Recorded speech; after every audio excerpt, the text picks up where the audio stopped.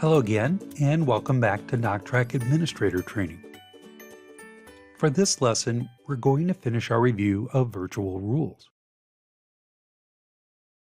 On our last lesson, we finished entering the path and file name in the file name field of the DocTrack Virtual Rules form. Let's look at the rest of the form.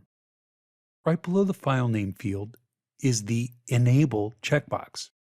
This is here to give you the option of disabling a rule without deleting it. This could come in handy as a reference or for temporary troubleshooting. Next is the View in ShopTrack box. If you have ShopTrack installed and this box is checked, then shop floor workers will be able to access attachments created by this virtual rule.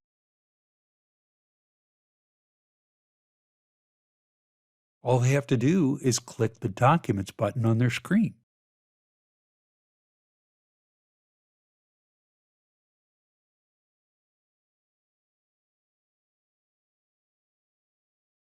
The Recursive checkbox tells DocTrack to include in its search all the subdirectories of the path we entered.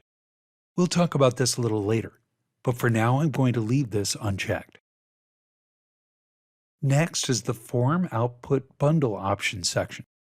This table works just like it does in the DocTrack Document Saving Rule form. If you set up a DocTrack Form Output profile for any of these reports, you can check one of these boxes to bundle the virtual attachment with it. You could also check one of these boxes to include it as a separate attachment with the email that distributes the report. For this rule, I'll select Job Packet. Now, before I save this rule, let's go to Windows Explorer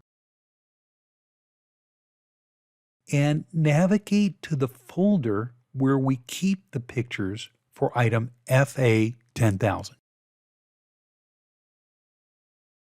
Here's the picture file we want to attach to the item record.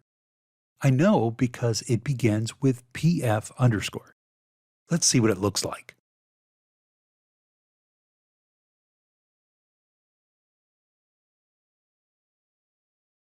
Next, we'll find FA10000 in the items form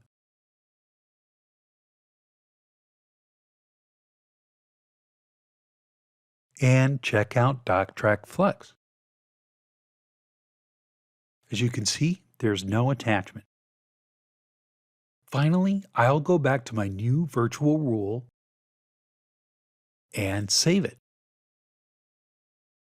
Now we'll go back to FA10000, refresh it, and take another look at DocTrack Flex.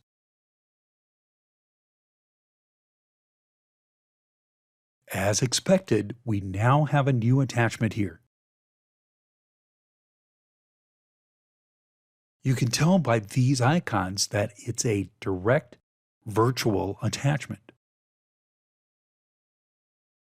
Notice that the Edit button is disabled because users can't edit virtual attachments, but they can still select the Explore button to open up the file's location. Another thing to point out here is that our rule did its job. It attached only the file we wanted while avoiding the others that we didn't. Once you master virtual rules, you can set them up in a way that supports your archiving strategy. Then you train users with the right level of authority to archive the files themselves.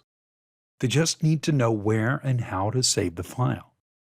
DocTrack will automatically attach the document to the right Sightline record for them. And you can breathe easy, knowing that the file is saved with the right path and file name. If it wasn't, you'd hear about it from the user when looking for their attachment. But here's an example that's a little trickier. Suppose you're well on your way to implementing DocTrack throughout your company. That's fine for moving forward, but you've decided that it's really not worth the effort to reorganize all the old files with the new archiving strategy. So instead, you want to create a DocTrack virtual rule that will find the files you want and attach them to the appropriate Sightline record. For example, let's assume that your old pre-DocTrack organization looks something like this. And you want to create a virtual rule that will find your POs and attach them to the Sightline purchase order record. You know that all those file names begin with the PO number, so a file name like this in your rule would probably work. The problem is they're spread out among several different folders. You can get around this problem by selecting the recursive box on the DocTrack virtual rule. Then in the file name field, you specify the path to the folder lowest in the file structure that would contain all of the purchase orders. In this example, that would be this folder. So your rule would look something like this. Okay, that would work fine. But remember, DocTrack will do a dynamic search for purchase orders every time the user selects a new purchase order record in Sightline. Depending on the number of files that it would have to search through in all of those folders, that could take a lot of resources and really slow down your performance. Luckily, we have a solution for that.